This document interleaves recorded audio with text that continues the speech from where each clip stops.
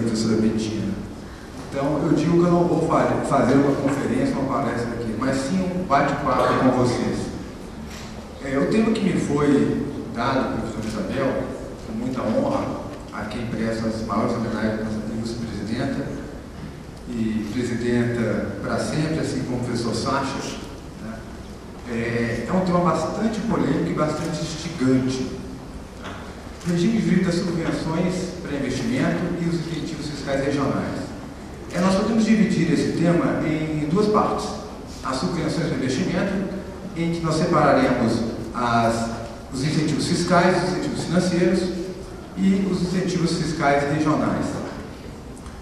Como o tema é bastante amplo, peço desculpas aqui de antemão, porque eu terei que ser breve em alguns tópicos, para me alongar em algumas outras que me parecem ser mais interessantes e que carecem de maior discussão na doutrina até o presente momento. Então, me aterei no primeiro momento ao tema dos incentivos fiscais regionais. Esses incentivos fiscais regionais, na verdade, a grande nuance desse tema é a chamada guerra fiscal. E o que essa guerra fiscal produz? Tanto em relação ao ICMS, quanto ao imposto de renda e contribuição social sobre o lucro. Todo mundo aqui nesse congresso tem conhecimento que a guerra fiscal nada mais é do que a concessão de benefícios fiscais de forma unilateral para os Estados-membros. Quando se diz de forma unilateral, porque não autorizados nem por lei complementar e nem por convênio. E a Constituição determina que a concessão de benefícios fiscais por parte dos Estados em matéria de ICMS deve ser necessariamente concedida nos termos de uma lei complementar, que no nosso caso é a Lei Complementar 24/45, que prevê a celebração de convênios entre os Estados membros da Federação para que esses benefícios sejam concedidos. Por que isso? Porque o ICMS, embora um tributo estadual, ele tem uma repercussão natural, uma repercussão federal, desculpe. E por isso a Constituição resolveu, evitando conflitos de competência em matéria de ICMS e evitando-se a concessão de benefícios que pudessem gerar uma quebra da concorrência, uma quebra da neutralidade, que é uma marca do ICMS, da não cumulatividade do imposto, estabelecer que benefícios fiscais somente poderiam ser validados se assim fossem concedidos por convênio firmado por todos os Estados. Não é isso a realidade do nosso Estado Federal. O que vem acontecendo no Brasil?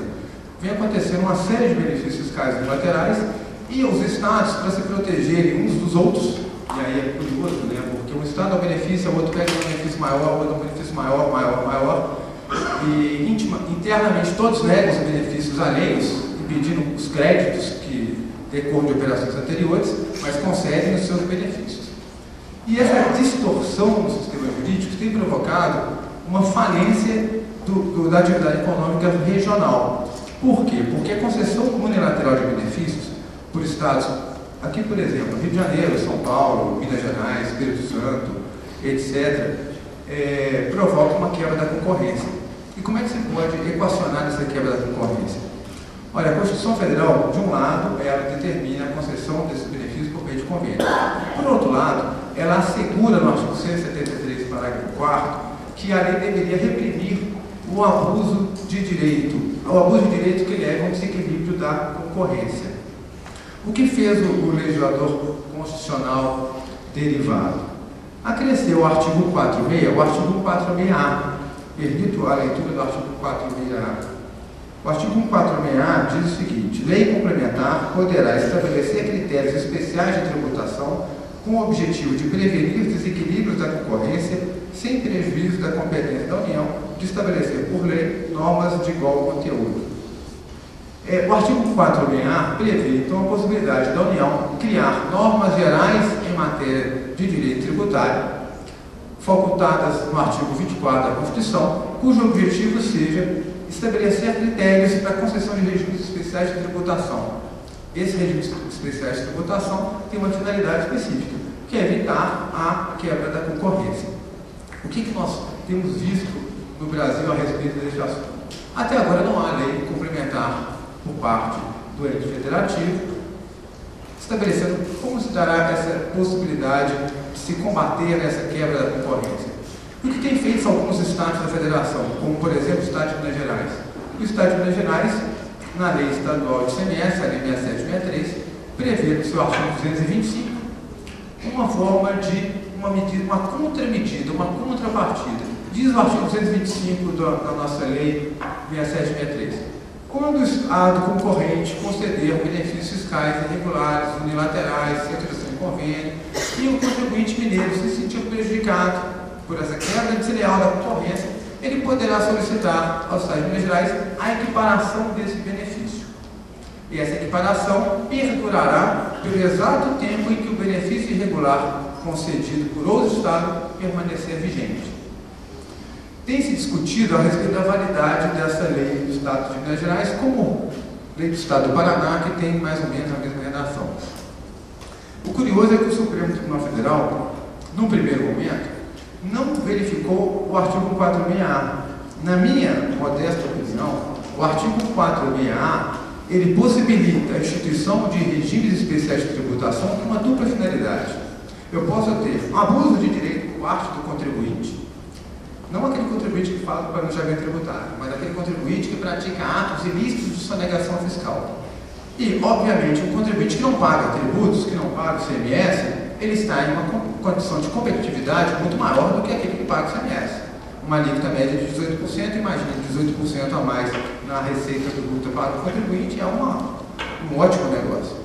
E esse contribuinte cria um desequilíbrio dentro da região, dentro do setor do Estado, e isso provoca o quê? Uma quebra da competitividade. Então, o artigo 146A, ele possibilita que os Estados-membros instituam regimes especiais de tributação. Esses regimes vão coibir a prática de atos desleais, atos que impeçam o exercício da concorrência leal. Concorrência essa que já desde a Constituição de 88 já está prevista no artigo 173, parágrafo 4, como uma precaução do Estado.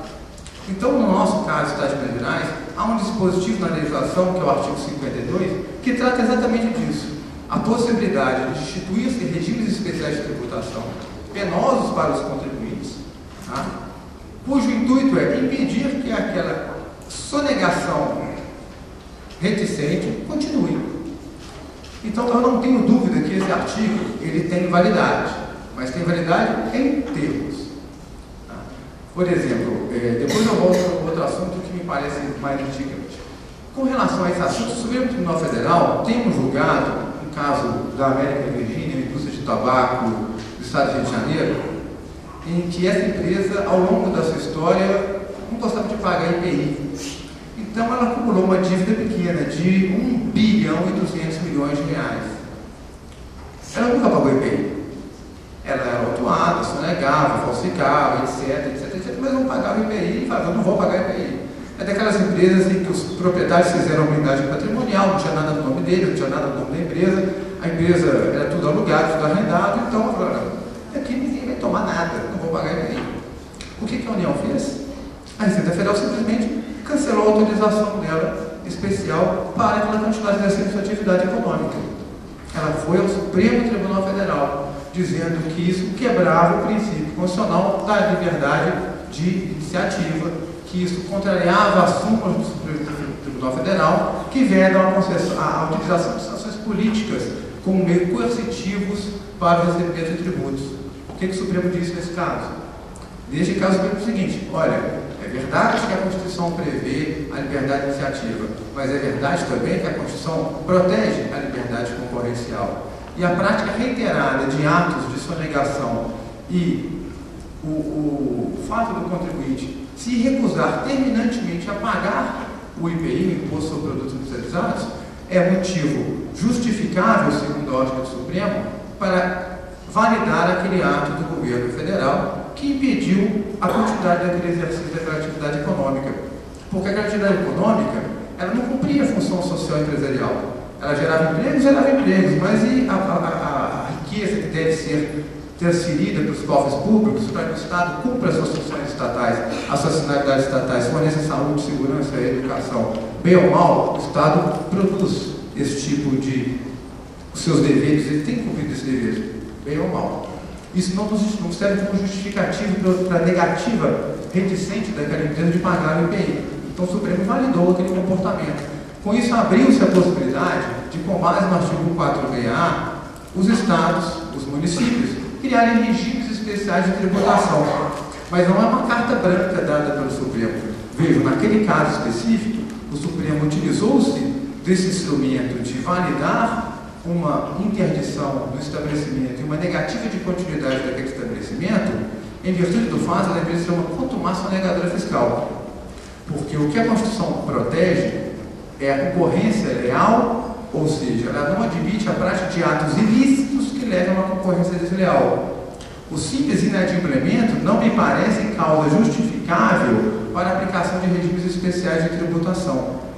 Porque aquele contribuinte que não paga tributos, não porque não quer, mas porque não tem condições econômicas, muitas vezes porque sofre concorrência desleal de outro contribuinte, que é sonegador ou que tem incentivo fiscal, ele não pode ser penalizado da mesma forma que o outro, que é sonegador. Então me parece que esse julgado supremo, embora emblemático, não pode ser visto como uma carta branca para a utilização de regimes especiais de tributação à torta e à direita. Pode ser utilizado, sim, para se coibir práticas de sonegação fiscal, inadimplemento não. Com relação à concorrência desleal incentivada. Por que incentivada? Porque os estados, quando concedem benefícios fiscais unilaterais, estão incentivando a concorrência fiscal desleal. Qual que é a medida válida que pode ser tomada? Na minha opinião, o artigo 46A ele trata tanto da prática de regimes especiais, concessão de regimes especiais de tributação que visem a coibir abuso de direito por parte do contribuinte, também como coibir abuso do poder por parte do poder público. De que forma seria isso? O Estado de Minas Gerais, como eu já mencionei, prevê a possibilidade de contramedida. Benefícios irregulares do Estado são contrapartida do contribuinte mineiro sofre concorrência desleal, o que ele pode pleitear é a equiparação desse regime pelo mesmo prazo para que seja restabelecida a concorrência. Para mim, esse dispositivo da lei mineira encontra validade no artigo 146 da Constituição. O Supremo, no primeiro momento, analisando a eleição do Paraná, até ridicularizou a legislação, fez uma comparação ridícula com campanhas publicitárias pelo menor preço, Ricardo Elétrico, coisas assim.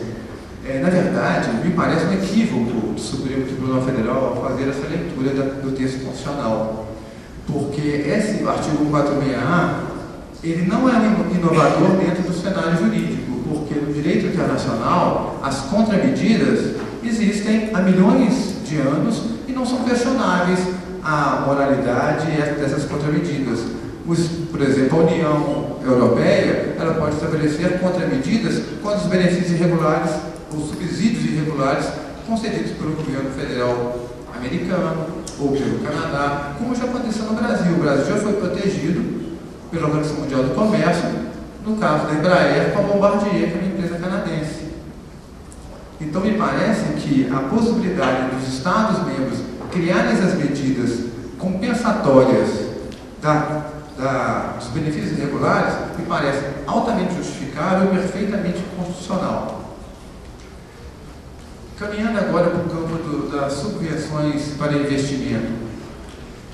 Nós temos subvenções para investimento de duas formas no Brasil, as válidas e as inválidas. As inválidas são essas que eu mencionei agora, porque quando nós falamos de subvenções, eu tenho incentivos financeiros e tenho incentivos fiscais.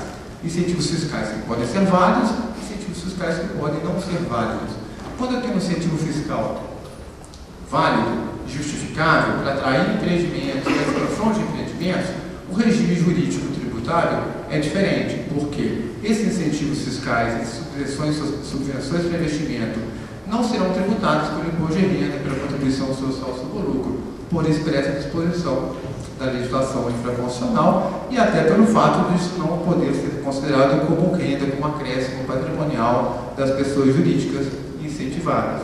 A pessoa jurídica incentivada ela tem uma contrapartida, ela não recebe dinheiro, não recebe incentivo fiscal pelos seus belos olhos, ela tem uma contrapartida, instalar-se naquele estado, produzir riqueza, gerar empregos. Então, uma série de obrigações que são impostas àquela sociedade para que ela possa oferir daquelas subvenções. O dinheiro da subvenção, quando ele é financeiro, ele não pode ser, por exemplo, distribuído aos sócios. O desvio desse dinheiro é considerado crime pela legislação penal. Se não for aplicado, ele deveria ser restituído aos cofres públicos. O dinheiro trata de dinheiro público, não se trata de dinheiro particular. Tá? Até por isso que a legislação anterior, societária, determinava que esses recursos deveriam ser alocados em uma conta específica no patrimônio líquido chamada de reserva de capital, que só poderia ser utilizada para aumentar o capital da sociedade ou para amortizar prejuízos naquela sociedade, e jamais para distribuição aos sócios, porque trata-se de dinheiro público. Agora, quando eu estou do outro lado de subvenções para investimento, incentivos fiscais, não atrelados à geração de riqueza nova, não atrelado a empreendimentos em expansão ou instalação de novo empreendimento, na verdade eu tenho um incentivo fiscal que não pode ser acreditado como subvenção para investimento. E, portanto, esse incentivo fiscal, regular ou irregular, aí não é relevante do ponto de vista da legislação federal, será tributado pelo imposto de renda e pela contribuição social sobre o lucro. E não há nada de estranho nessa situação, porque o primeiro investimento necessita de uma contrapartida, o segundo não tem contrapartida. O benefício fiscal ou financeiro concedido, e alguns estados concedem benefícios financeiros para disfarçar os benefícios fiscais, da seguinte forma: a empresa paga o ICMS, vai ao banco estatal e recebe 90% do ICMS de volta, porque a Constituição proíbe a concessão unilateral de incentivos fiscais, e aqui nós não estamos falando de incentivo fiscal, sim incentivo financeiro. Então seria uma conduta em fraude à lei, poderia ser como uma conduta abusiva por parte do poder público, mas não punível nos termos do artigo 155, parágrafo 2º, inciso 12, a linha G da Constituição Federal. Então me parece que esse tema das subvenções para investimentos, dos regimes fiscais, ainda carece de uma análise, sobretudo a aplicabilidade do artigo 146A, cujos efeitos, eu mencionei aqui, podem ser muito bons para os estados e também para os contribuintes, aqueles sérios contribuintes, aqueles que se valem das brechas da lei com a prática de atos lícitos, de planejamento tributário, planejamento não abusivo, como queiram, se vale da elisão e não da ilusão fiscal. A esses contribuintes, o artigo 146A será ótimo, será muito bem-vindo a sua aplicação, a sua regulamentação pelo governo federal ou pelos governos estaduais e municipais. Aqueles contribuintes que são contumazes sonegadores fiscais, que relutam pela prática do pagamento dos tributos com as milhões de desculpas, tipo, ninguém paga, então eu não vou pagar, a saúde é péssima, a educação não existe. Esses problemas são problemas políticos. São problemas não do direito tributário, são problemas do direito financeiro, das finanças públicas. Esses problemas são com outros congressos. O nosso congresso atende-se ao direito tributário. E aqui, a prática do fatiador impõe o cumprimento da sua obrigação. Caso contrário, a pena é inadimplemento, execução fiscal, sonegação, ponto máximo, quebra da concorrência. Na minha opinião, está autorizada pela Constituição as instituições de regimes especiais que proíbam esse tipo de conduta. Porque para o Brasil avançar, as pessoas têm que avançar. E não adianta nós ficarmos pensando que os políticos são péssimos se nós não fazemos nada para melhorar os nossos políticos. Se nós continuamos elegendo políticos péssimos, com gastos públicos exorbitantes, desvios de dinheiros, ministérios do turismo, Ministério do Transporte, ou qualquer outro ministério que a Polícia Federal investigar, chegará à mesma conclusão. Eu acho que o mundo não muda por aí. O mundo muda com a educação, com obediência à cidadania, obediência à Constituição e obediência, sobretudo, a Deus. Muito obrigado.